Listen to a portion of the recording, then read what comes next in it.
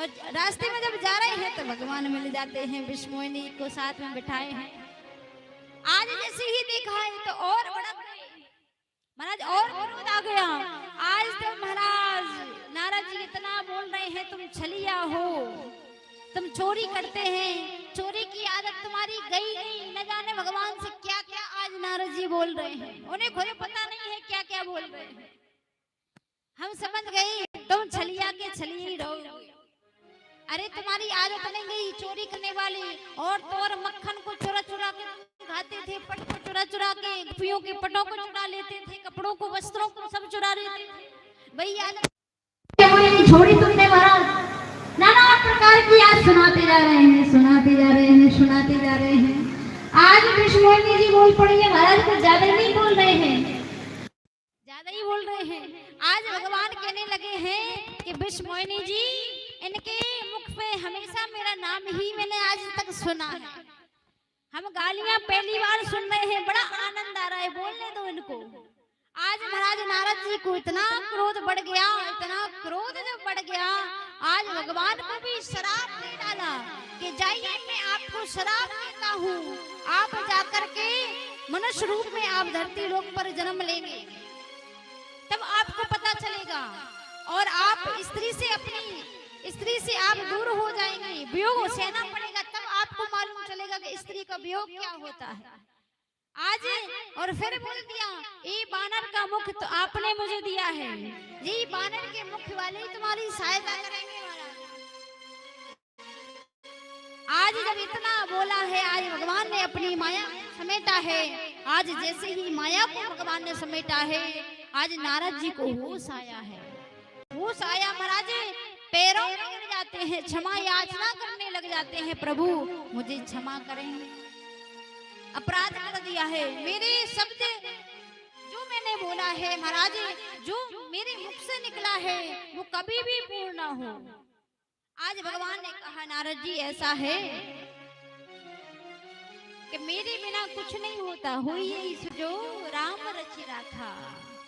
कहा नारद जी मेरी इच्छा के बिना एक पत्ता भी नहीं हिल सकता, आप तो फिर मेरे, ये सब मेरी ही माया थी, मेरी ही लीला थी, आप अपने को दोष ना लगाइए। आप कहा कि जपऊं जाई शंकर सतनामा, होई हृदय तुरंत विश्रामा। आज कहा है आज भगवान ने कि जाइए नारद जी, भगवान शिव की आपने बात को नहीं माना है, आप जाकर के उनकी ही आराधना करिए, उनके ही गुणगान करिए, तभी आपका जो हृदय में जो दुख भरा हुआ है तभी उसका विराम होगा महाराज। तो आज भोले बाबा सुना रहे हैं कि इस कारण से नारद जी ने भी श्राप भगवान को दे दिया था महाराज। राधे राधे राधे राधे राधे राधे।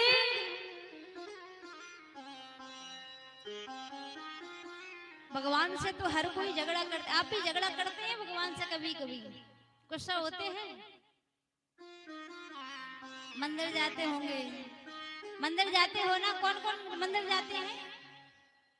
मंदिर कौन कौन जाता है?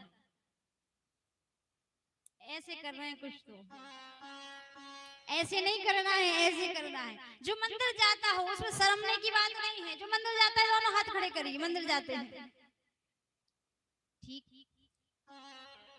अच्छा भगवान से कभी शिकायत करते हैं? शिकायत करते हैं भगवान से, झगड़ा करते हैं? करना ही नहीं आता महाराज, करेंगे कैसे?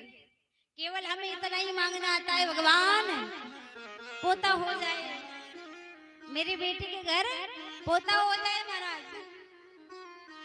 और भगवान को रिश्वत देने की कोशिश करते हैं महाराज, 5 रुपए का नारियल चढ़ा के आएंगे और 5 लाख का मांग कर आएंगे भगवान से, है कि नहीं? सही कह रहे हैं ना?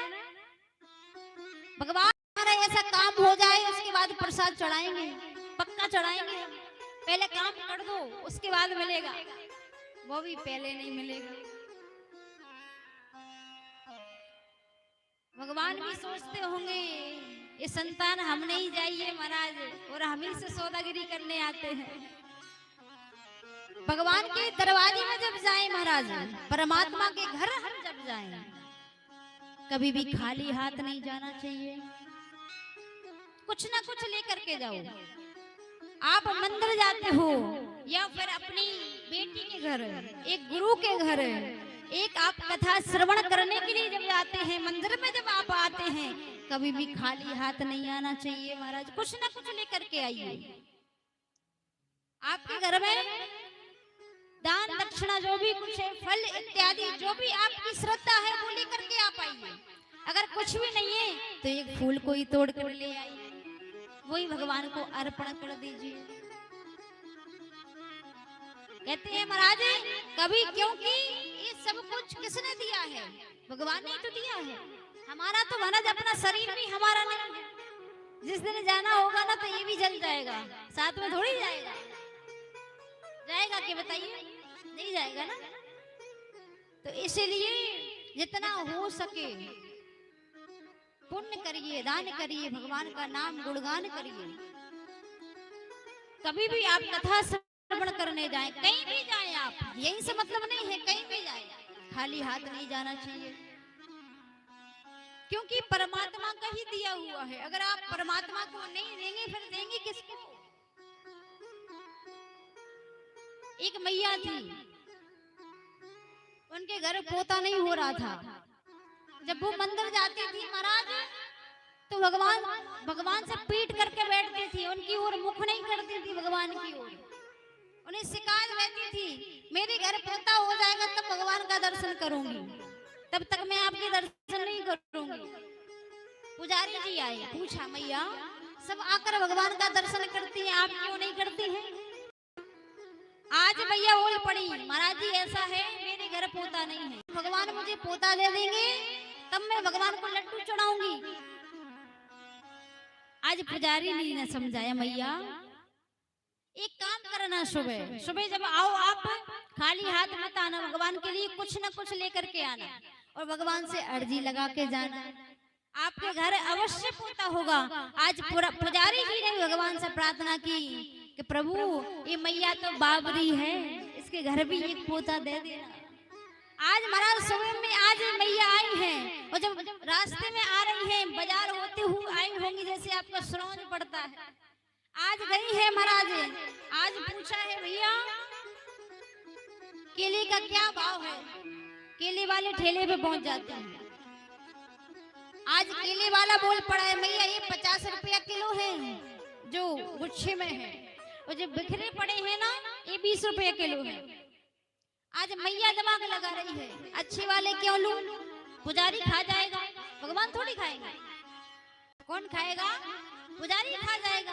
अच्छा जी पिलपिले वाले ले लेते हैं, खराब 20 रुपये किलो वाले, कम वाले, सस्ते वाले, कौन भगवान को खाना है? आज महाराज मैया ने ले ली, पुजारी ने देख लिया, पुजारी जी बोल लगू आज मन में सोच रहे हैं मैया बड़ी चतुर है, आज चढ़ा दिया।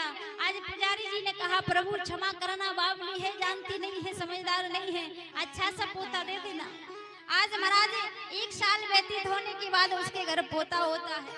जब पोता हुआ महाराज तो भगवान ने सब कुछ अच्छा बनाया और जो उसका सिर था थोड़ा पिलपिला आ गया, और जब पिलपिला आ गया महाराज फिर मंदिर जाती है, फिर उल्टा मुंह करके बैठ जाती है।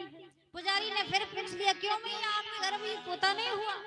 मैया बोल पड़ी महाराज पोता तो हुआ है पर क्या बताएं, भगवान ने दिया है तो अच्छा ही दे देता, उसका जी माथा है ना जी पिलपिला आ गया। आज पुजारी जी बोल पड़े मैया और चढ़ाओ पिलपिले केला सो अच्छा होगा। ये ना सोचना कि पुजारी खा जाएगा, ये सोचना कि हमारे भगवान ही इसको भोग लगाएंगे। इसलिए पिलपिले के चक्कर में घाटी में आप ही जाएंगे, भगवान नहीं जाएंगे महाराज। राधे राधे राधे राधे बसा लो मुझे चरणन में।